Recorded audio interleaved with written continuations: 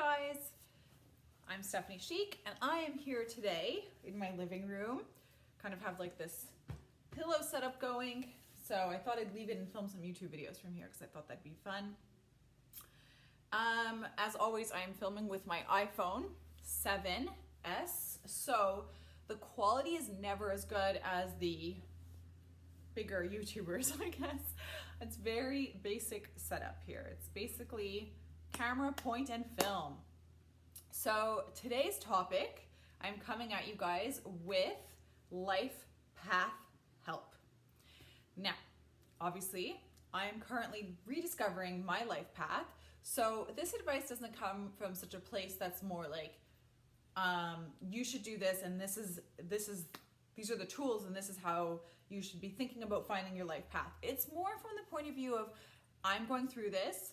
I found some things that have really helped and really worked, and I want to share them with you guys because, as most of you know, if you follow me on Instagram, if you don't, you can. It's at Stephanie Chic, and on there I talk about these kinds of, this is basically the content that I tie to a lot.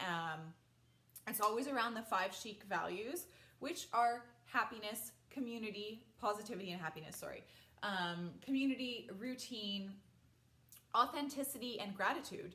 And all of those things combined are basically giving way to me finding my path. And because I'm so open about my recent burnout, as well as other kind of trials and tribulations that I am leaving. I left the fashion industry and I'm currently on a new chapter. I've been learning a lot. I've been doing a lot of self-discovery, a lot of connecting with my spiritual self, and I really feel like I am on a path that was destined for me. I also feel like I'm on a path that kind of, like a lot of people will tell you, when something bad happens, sometimes another door opens. So it's basically that. I had to have my burnout and basically hit rock bottom, so to speak, in order to kind of have this awakening and figure things out a little bit more for a better life and the better path that I'm on right now. So all of this advice that I'm going to help you guys or offer to you guys today is definitely not from the point of view of, I know best and you should do this. It's more, I'm going through this. These are things that have been really helping me tremendously, and I would love to share it with you guys as I'm going through it, so to speak.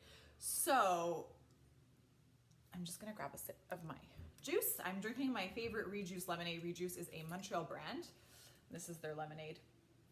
They just got glass bottles, which is wonderful because the entire city is going plastic bag free this year. So I feel like they're really kind of hitting the ground running in 2018 with this initiative. It's perfect, and I love this juice. If anybody's interested, this is cinnamon, maple syrup, cayenne pepper, and filtered water. Just gonna have a sip of it. I love this juice so much. Cayenne pepper just kind of hits the back of your throat, like just in the right spot. So yeah, how do you guys know your path or your calling? I have this conversation a lot with people over the years, and a lot lately, of course. A lot of my friends and I can talk about this. They can kind of relate to my struggles, I guess, and just being 35 and, you know, trying to figure stuff out. And it's really kind of awakened inside of me this personal discourse, but as well with my community, that no one kind of has it easy trying to find their path these days. I think yesterday I was talking with a friend and we were saying, you know, when back in the days, like in our parents' generation, let's say, so my parents are in their 60s. My mom grew up in the 60s and 70s. That was sort of the turn of things, of course, but even in their case, and certainly in their parents' case, in my grandparents' case, people back then, they worked to live, but their purpose was so clear. They knew what their purpose was. Their purpose was to work on the family farm, to work with the family business. And maybe they weren't as fulfilled in terms of passion projects, but they were definitely very fulfilled in terms of career and purpose through that, which I feel like it's interesting nowadays because there's been kind of a flip, and I think people are less fulfilled in their careers, but maybe a little bit more fulfilled in their personal lives or with their passion projects. And I guess the main question that people want to know is, what is a way that I can make my passion my source of income, but also, is it a viable option? I'm not here to give you an answer, yes or no. I really don't know. And believe you me, I'm still trying to figure that out. And if you followed Le Cheap C'est Chic back in 2008 until 2012, and then Stephanie Chic basically from 2011 until today, 2018, you know that I have launched a number of projects and that I'm not doing them anymore. But through these failures, you learn a little bit more. And I think also it just ties into your total outcome, in that those paths were pieces of my puzzle, but not my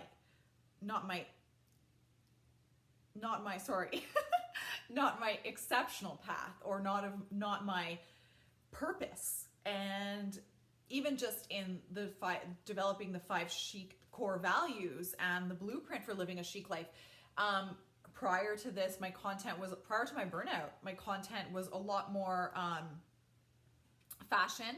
And then actually in the 6 months before my burnout, I was kind of like on this downturn with social media, and I wasn't really pushing that much content because I was slowly but surely feeling alienated from the social media community, in that I couldn't relate or want to see how I could contribute in the way that felt authentic to myself to what social media was becoming.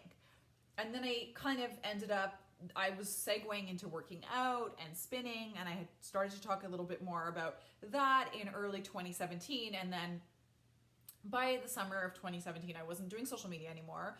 And then by the end of 2017, I was relaunched my social media and my entire branding of Stephanie Chic. And I was like, I'm going to do this path and give this brand a voice that is totally authentic to who I am, and forget about trying to quote unquote fit in. I'm just going to do me, and this is who I am. So through that, I've been learning a lot, and I've been peeling back, pieces, layers, I guess, and asking a lot of questions. But I'm definitely a person that asks more why than how in life. And this kind of brought me here, where I wanted to tell you guys a little bit about some actions that I put into place to get my life path a little bit more linear and a little bit more together. And these are obviously scenarios, burnout being one, feeling disconnected with social media being another. These are because social media was such a big part of my life, and online was such a big part of my life, that it didn't really make sense that all of a sudden I wasn't vibing with it. These are kind of all things that have paved the way to me figuring out my purpose. And I think a lot of people would like to find their purpose. Some people maybe, you guys watching this some of you have found your purpose, and I would love to know your feedback on how you found your purpose or what your purpose is. Would love to share that, know that, if you guys are willing to write in the comments below. Yeah, so I think that a lot of people are just trying to figure that out. They want to know what their calling is, and I think there's a lot of conversation nowadays about, pursuing what you're passionate about and doing what you love. And, some part of me kind of struggles with that, because my mom was the daughter of an immigrant or of immigrant couple, and so they fought for everything that they had in the world. But then another part of me is like, we work so hard nowadays, and we're constantly on because we have to be connected 24/7, that if we can do it in a way that ties to our authentic self and our purest self and our biggest passions, then more power to you. Because if you can figure that out, and I'm trying to figure that out, I think it definitely equates to a greater happiness in life. So my first tip for this is kind of linked to something that I read recently in Ruby Warrington's book, and her book is Material Girl, Mystical World. And I learned a lot in that book. It's a very interesting read if any of you are interested. And Ruby talks about doing your Dharma. And I have a blog post about that on stephaniechic.com that I will link in the description box, that you guys can go check that out. But I learned a lot about doing your Dharma through that book, and it made me realize that there's an entire chapter on it. It's do your Dharma, live your karma, or something. And it made me realize that I'm on a path to doing my Dharma. And basically that if you can figure out what your Dharma is, you can figure out what your sense of purpose is, and basically how to find your path in life. So this ties also into the, I think the theory is called young child theory. I could be wrong though. But basically, one of the crucial steps in figuring out what your Dharma is to think back to yourself in your childhood. So what were some of the things that you loved as a child? What were some of the things that you loved to do as a child? So for me, personally, my childhood was very non-traditional. My parents got divorced when I was a young age, and I had moved from France to Montreal. And then I became part of a bigger family, a step family. There were some hardships through that. So it wasn't very traditional, and it was very challenging. And I realized that even more so now, being just more aware about circumstances. So how I delved into my Dharma was I didn't think so much on my childhood. I looked more into my young adult life. So what I could really remember where I was happy, because there was a part of my childhood below the age of 10 where I would say, oh, maybe it wasn't my happiest. And then, so I'm using this example that if you guys didn't have, an amazing childhood and you can't necessarily remember way back then how great what your hobbies were or whatever, it's okay. Just do what I did, which is I found a part of my life that was before the age of 18. I looked back at the chapters before the age of 18, and I considered that as my childhood. So there's, I guess, early childhood, and then there's young adult childhood. I don't know. Anyways, early adulthood and then middle childhood. So basically between the ages of like 11 and 18, because those are the years that I have the fondest memories for my childhood, and that I definitely can say were the formative years before I jumped into this career kind of, which most of you will be able to relate to, race, for lack of a better word, and it's normal, you end up losing yourself a little bit through that. And then I guess you kind of hit a wall, like a burnout, and then you're kind of forced to shuffle back and think about, let's get back to the drawing board and figure out where I started and how I got here and where we can go from here. So I was working in corporate world, I wasn't happy. So, all of that stuff. So I kind of looked back to prior to the age of 18. And things that I loved in my childhood, even as far back as I can remember actually, were always being very creative. I loved photography as far back as I can remember. When I was in grade 6 and like 7, 8, 9, I excelled at all the spelling bees. I used to read R.L. Stine and Goosebumps books. I would like eat them up, like literally, like read them the way that I think a lot of people probably watch TV shows or Netflix nowadays. I would read a lot. I loved anything creative. I did acting for a bit. I also did art courses, and I watercolor painted for quite a number of years as well. I had Saturday classes for that. These are things that I love. I did a lot more, but these are things that I really loved. I was always a social butterfly. That was like my favorite thing. Which is why when the blog came out, the world of the blog came out around 2007, 2008, where it started getting noticed. Blog started as kind of a journal, an online journal. But when it started becoming a little, the cusp of the mainstream with the fashion world and that kind of thing jumping on it, I thought to myself, this is great because it's an outlet for me to journal, so be writing, because I love to do that because I love to read, but also kind of an online digital scrapbook where I can compile, at the time I was doing this, kind of these mood boards of fashion clippings that I love from everywhere. And all through high school I was one of those girls that had like all of her notebooks were clippings of all of these like fashion magazines that I had pulled out and quotes and stuff, and then I would plastify it all so that it would stay nice and very pop cultured and creative. So that was one of my favorite things to do. I also did really like clothing. Kind of a sad story, but also one of my fondest memories. In my early childhood, my mom didn't have a lot of money, and one of her best friends had older kids. And these older kids, they were a little bit older than us, so whenever they would grow out of their clothes, they would literally pack them up in garbage bags and ship them to my mom. My mom was a single mom. I don't know my real father. So she would, And I remember like my younger brother being like, he could not care less. I was literally like, guys, when I tell you, this was like the best day of my life, was just getting this garbage bag full of used clothes. Like I could not wait to rummage through this garbage bag. I remember it like it was yesterday. I would just stand in front of this closet at the top of our duplex, and I would like go through all of these clothes and style them. And it was like literally like frickin' payday. Like girlfriend couldn't wait. So that was a big part of my life, which makes sense because I do really like style and fashion, and I love dressing up in my mom's like work attire because I aspired to be career driven as she was, because she had to put food on the table and that sort of reality. Other things that I loved later in my teenage years and that unfortunately got hugely set back in the last 10 years of my life was traveling. When I was 18 years old, I went to Europe with one of my best friends, Laura, and we spent 2 weeks with some exchange students that we had met in Montreal.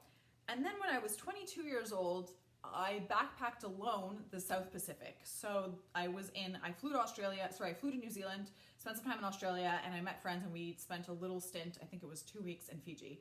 That was an incredible trip. When I was 27, I went to Portugal alone for 2 weeks. I had 2 weeks off of work, and that trip, I was just craving travel. So I booked a plane ticket and I went to Portugal and I backpacked there alone. I love traveling alone, very independent. Travel literally lights a fire in me. It is just a big part of my heart's calling is travel. As an adult, it's hard to travel as much as you do in your childhood, which is also why it's important to do it if you feel like a calling to it when you're young, because at times like this, it serves a purpose in that now I can look back and think I really love to travel, so maybe it's time to integrate that a little bit more prominently in my adult life. What else did I love to do? I went to Portugal at 27, and then recently I went to Italy. Italy was amazing too, and it gave me all the feels that I had when I had been traveling alone. And Italy was a goal because I wanted to always do it with a loved one. My husband and I went there. We stayed in Airbnbs, and it was as close to adult backpacking as you could get in my book for a honeymoon, in southern Italy, in Puglia mostly. So basically this is an exercise that you can do, kind of like jog your memory to think back to things that you loved before there was society pressures, parental pressures, before you had mandates daily, before you had bills to pay. What did you love to do from the heart? So that exercise really helped me. It helped me a lot. I would say closer. I'm getting there again now, but I was definitely in the last 10 years, when I was younger, I was closer to being spiritual than I have been in the last 10 years. I was very bohemian. I was obsessed with surf culture. I have free spirited tattooed, and that is literally who I am through and through, even though that person kind of got lost in the shuffle a bit in the latter years. But it was really fun to tap into my childhood and how that can be applied to my adult life. I also went through journals. I journaled for every travel destination that I did, every trip. The journals really helped. They helped awaken these feelings that I had when I was traveling that I could apply to my life today, and that I knew would help me find my path and figure out my true calling. So yeah, I also looked at photo albums, guys.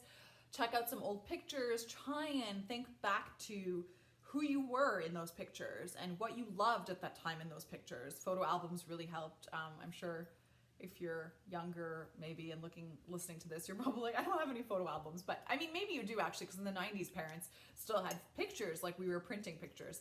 So photo albums, digital photo albums, whatever it may be.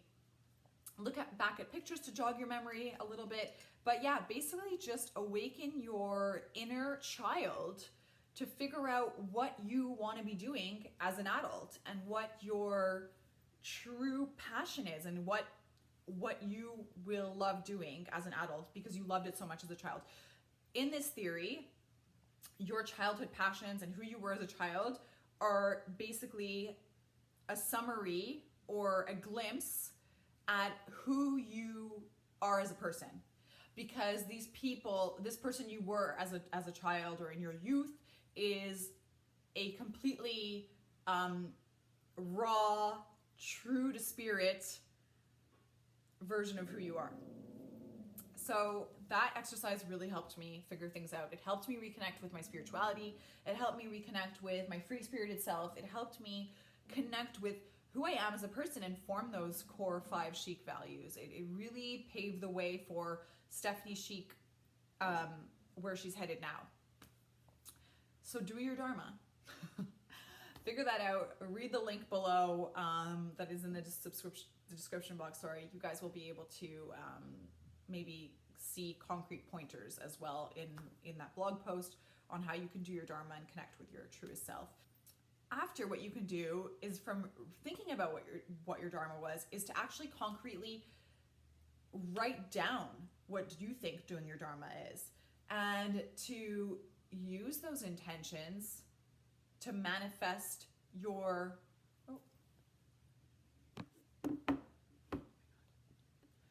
to manifest your true calling, and to figure out what it is that you're really meant to be doing. Once you write things down, it's proven that it will be more likely to come to fruition. So it's probably a really good idea to write down pointers that speak to you from your childhood, activities that you did as a child, and that kind of thing. Yeah. Once you've figured out your Dharma and you have a better idea of what you think your passions are or what you want to pursue are, what I would suggest thereafter is putting some of these passions, I guess, and hobbies and interests and true characteristics of who you are into play. So I would maybe explore these hobbies. For instance, let's take painting for an example. I really like to paint a lot. I did paint school when I was a kid, all watercolor painting. And so now that I'm kind of on this like more connected, high vibe life path, I've decided to start. I had been painting like in the last couple of years as therapeutic kind of time for myself, but I decided to keep it a little more focused and paint subjects and themes tied to my spiritual being. So I started to paint things like the moon and stars and crystals and anything kind of like bohemian linked. And I felt like in that way I was not only manifesting my creative self and my spiritual self through that exercise, but I was also taking time to put into practice a big interest that I had as a child to see if it was still alive within me or made sense for my reality now. And now it's come down to about once a week, I'll set some time aside to do some watercolor painting. And I mean, I do it it's a very creative exercise, and I'm not, trying to, at least yet, sell any of those artworks. So there's literally no pressure on me for that exercise. I just kind of sit down with my watercolor paints and my paintbrushes, and I'm just kind of re-exploring this hobby that I had as a child that I remember really liking, to kind of see if it still speaks to me. So that's something that you can do. You can kind of figure out ways to tie in your biggest passions and your biggest loves as a child into your spare time today. And I think eventually, if you stay on that path and you figure out more and more pieces of the puzzle as an adult that you want to be able to integrate from your pure self, you'll be able to turn that into your biggest life pursuit, I guess, in a way. So, I mean, for instance, right now I'm transitioning from basically fashion world into the world of well-being and just promoting positivity and self-love and all of these characteristics that are really true to who I am, but it's not necessarily going to be my main vocation. It's just going to be a passion project that I have on the side to my main vocation. So there is a way, I think, to channel that inner child and figure out what you loved as a kid and use that to your advantage whether it be to pave the way for a full-time career one day, or pave the way for something that just fulfills you, maybe in ways that your day-to-day profession doesn't. And even just in that kind of role, and even just in like having it play such a small percentage, I think it really contributes to feeling more balanced and more fulfilled in life if you make room in your life for your inner child's kind of existence. I remember going to acupuncture like years ago, and I remember my acupuncturist kind of talking to me too about my inner child. And he was always like, you know, when you feel anxious, he's like, that anxiety that you have is your younger self kind of coming out and like speaking to you. And he's like, you need to, you know, kind of make your younger self understand that it's okay. And there's not these like, there's no need to be nervous all the time, or, you know, be anxious for things that your inner child was anxious about. And that's just like obviously a personal example, but it's also an example at which point, like to which degree your inner child still lives within you. And you've probably felt it, you know, speaking to you as your subconscious sometimes. And, you know, society and our parents and our careers and our family life and every pragmatic reason on earth tells us to just hush those noises and just keep going on. And while like there is certain truth to that, I think that finding your true calling also and your path also means tapping into those memories and those childhood moments that really fulfilled you. So those are my tips for today. So I would suggest putting into play the inner child exercise, pursuing your Dharma, checking out the article that I wrote, and sharing with us if you are pursuing your Dharma and how you figured that route out, why you feel like it's your passion, and why you feel like it's your life calling and your purpose. We would love to know tips on how you're getting by doing that, because it's basically helping out so many people who are trying to figure out their way and would love to be able to say that they're pursuing their passion and their calling. A lot of people are on this pursuit of fulfillment in today's world. So let's share the love here. That is my story, and that is where I'm at in my pursuit of happiness and my pursuit of fulfillment. And I really feel like I'm headed in a good direction. So these little tricks, journaling, my inner child, tapping into the hobbies and the loves and the interests of my inner child, and taking down notes of how I can pursue my Dharma or do my Dharma has really helped. Also, I want to say that there's a big argument that if you do your Dharma, not only are you helping yourself, but you're helping society, because you are doing what you were destined to do.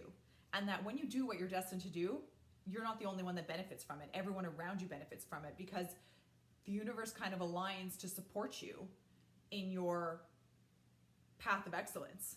So it's quite beneficial to do your Dharma, guys. So I think if more people could figure out how to do their Dharma, I think the world would really be a better place. I will leave you on that. Thank you for tuning in. You can catch me at Stephanie Chic on Instagram and on Facebook, and I will talk to you guys in the next one. Bye, friends.